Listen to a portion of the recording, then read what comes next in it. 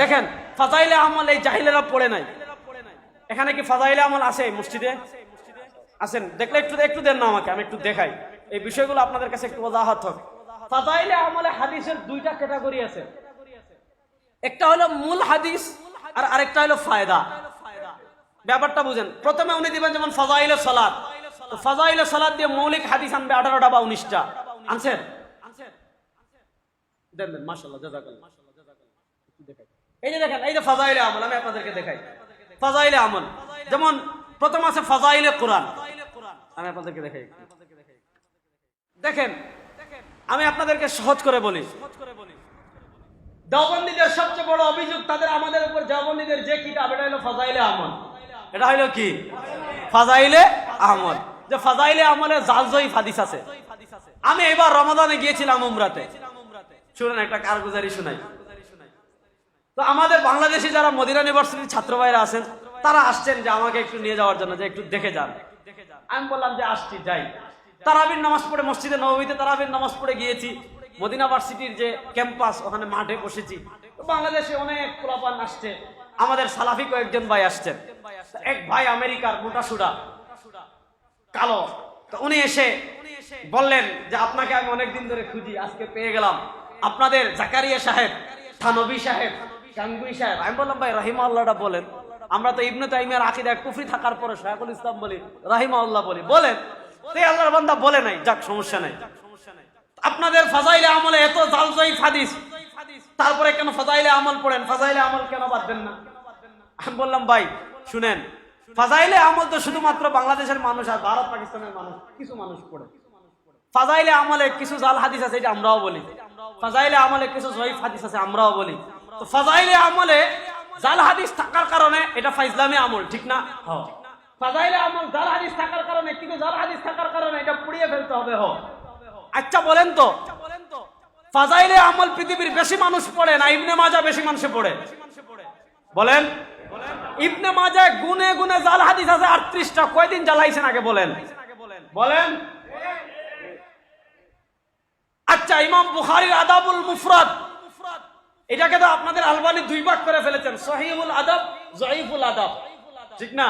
যে এত পরিমাণ বুখারীর আদাবুল মুফরাদে এত পরিমাণ জয়ীফ হাদিস আছে যে ইমাম নাসিরউদ্দিন আলবানী এটাকে দুই ভাগ করে ফেলেছেন, সহিহুল আদাব, জয়ীফুল আদাব।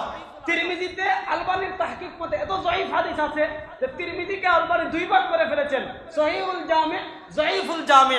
আবু দাউদে এত জয়ীফ হাদিস আছে, আলবানী এটাকে দুই ভাগ করে ফেলেছেন, সহিহ সুনানি আবি দাউদ, জয়ীফ সুনানি আবি দাউদ।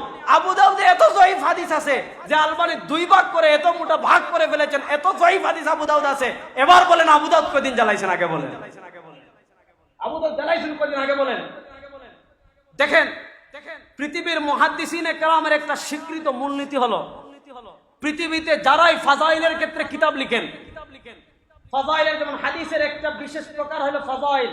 ফাজাইলের ক্ষেত্রে ইবনে শাহিন কিতাব লিখেছেন ফাজাইলুল আমাল নামে, ইমাম বাইহাকি রাহিমাহুল্লাহ কিতাব লিখেছেন ফাজাইলুল আওকাত নামে, ইমাম বাইহাকি লিখেছেন শুআবুল ঈমান নামে, ইমাম ইবনে রাজব হাম্বলি লিখেছেন লতাইফুল মাআরিফ নামে, ইমাম বুখারী লিখেছেন আল আদাবুল মুফরাদ নামে।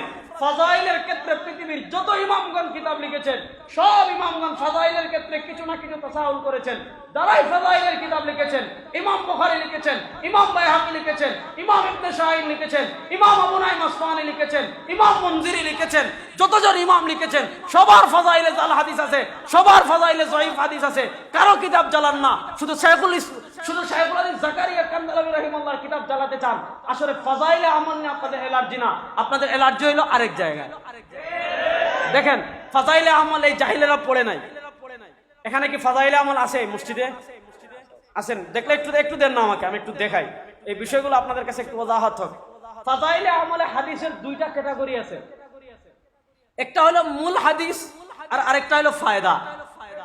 ব্যাপারটা বুঝেন। প্রথমে উনি দিবেন যেমন ফাজাইলে সালাত, তো ফাজাইলে সালাত দিয়ে মৌলিক হাদিস আনবে 18টা বা 19টা। আনছেন?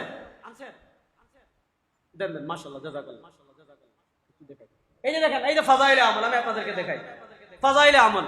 যেমন প্রথম আছে ফাজাইলে কোরআন, আমি আপনাদেরকে দেখাই।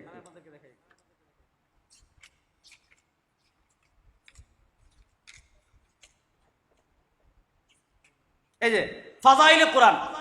এই যে দেখেন মৌলিক যতগুলো হাদিস আছে সবগুলো শাইখুল হাদিস জাকারিয়া কান্দালাবি রাহিমাহুল্লাহ নিজে তাখরিজ করে দিয়ে দিয়েছেন।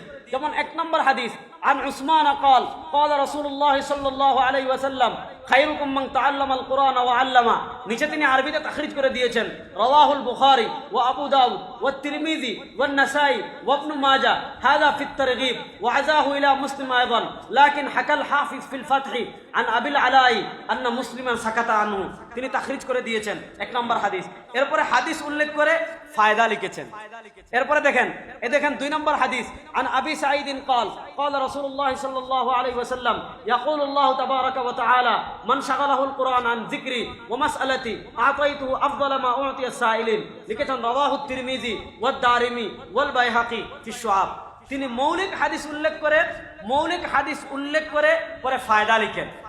তো শাইখুল হাদিস জাকারিয়া রাহিমাহুল্লাহ মূল হাদিসের তাহকিক তালিক করে দিয়েছেন, তাখরিজ করে দিয়েছেন, আর ওই হাদিসের প্রামাণিকতা স্বরূপ ফায়দায় আরো কিছু হাদিস বর্ণনা করেছেন। ওই ফায়দায় হাদিস বর্ণনা করতে গিয়ে কিছু হাদিস জয়ীফ চলে আসছে, 2-1টা জাল হাদিসও চলে আসছে। ওই ফায়দার হাদিসটা তো মূল হাদিস না, ফায়দার হাদিসটা তিনি মৌলিক হাদিসের প্রামাণিকতাকে শক্তিশালী করার জন্য এনেছেন। যেমন আমি বুঝাই, নাসিরউদ্দিন আলবানী এক আল্লাহর বান্দা, নাম শুনেন নাই? নাম তো শুনেছেন। আমাদের আহলে হাদিস ভাইদের মাথার তাজ নাসিরউদ্দিন আলবানী রাহিমাহুল্লাহ। নাসিরউদ্দিন আলবানী রাহিমাহুল্লাহ মুসলিমের কিছু হাদিসকে জয়ীফ বলে দিয়েছেন। ব্যাপারটা বুঝেন, মুসলিমের কিছু হাদিসকে নাসিরউদ্দিন আলবানী জয়ীফ বলে দিয়েছেন। আবি জুবাইর আন জাবির, এই সনদে মুসলিমে যত হাদিস আছে সব হাদিসকে নাসিরউদ্দিন আলবানী জয়ীফ বলে দিয়েছেন। পরবর্তীতে ডক্টর সাইদ মাহমুদ মমদুহ হাফিজাহুল্লাহ কিতাব লিখেছেন তামবিগুল মুসলিম ইলা তাআদ্দিল আলবানী আলা সহিহ মুসলিম, যে ইমাম মুসলিমের সাথে আলবানী যে বাড়াবাড়ি বেয়াদবি করেছেন সেইটার জবাব লিখেছেন। তো উনি আলবানী রাহিমাহুল্লাহ মুসলিমের কিছু হাদিসকে জয়ীফ বলে দিয়েছেন। বুঝেন নাই? মানে ইমাম মুসলিম প্রথম যে পরিচ্ছেদ আছে, পরিচ্ছেদের শুরুতে একটা হাদিস আনেন, মূল হাদিস। এরপরে আমরা যারা মুসলিম শরীফ পড়েছি দেখা যায় ওই হাদিসের প্রামাণিকতাকে শক্তিশালী করার জন্য কখনো সনদ এনেন, মতন উল্লেখ করেন বা মতন উল্লেখ করেন না, বা মূল হাদিসকে শক্তিশালী করার জন্য 1-2টা হাদিস এমন আনেন যেগুলোর সনদ নিয়ে কিন্তু কিলোকাল থাকতে পারে। আলবানী রাহিমাহুল্লাহ ইমাম মুসলিমের মানহাজ না বুঝে জরাহ করে ফেলেছেন।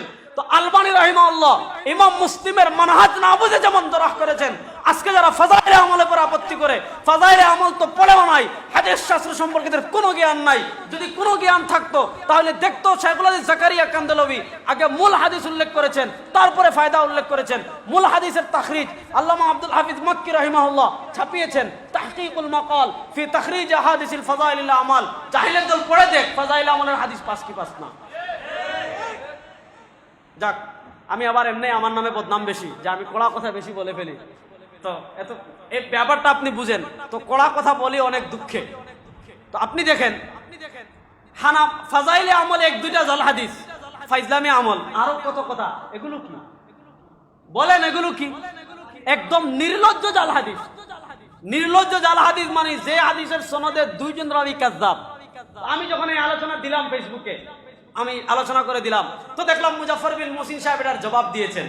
তো ওনার জবাব আর আমাদের আলাউদ্দিন জিহাদির জবাব দুইটা এক ক্যাটাগরিতে হয়ে গেছে। এক ক্যাটাগরি কেমন হয়েছে বলি?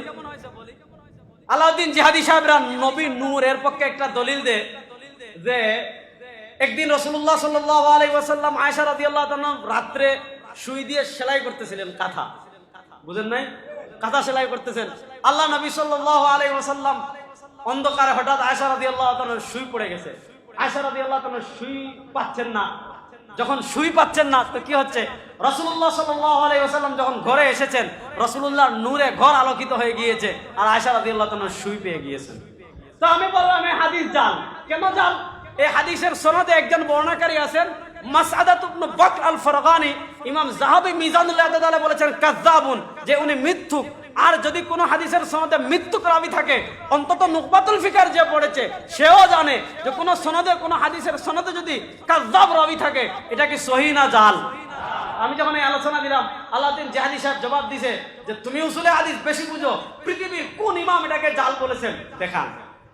তো পৃথিবীর কোন ইমাম কোন হাদিসকে জাল বলা লাগে না। সনদে যদি মিথ্যুক রাবী থাকে, কোন ইমাম জাল না বললে ওইটা কি?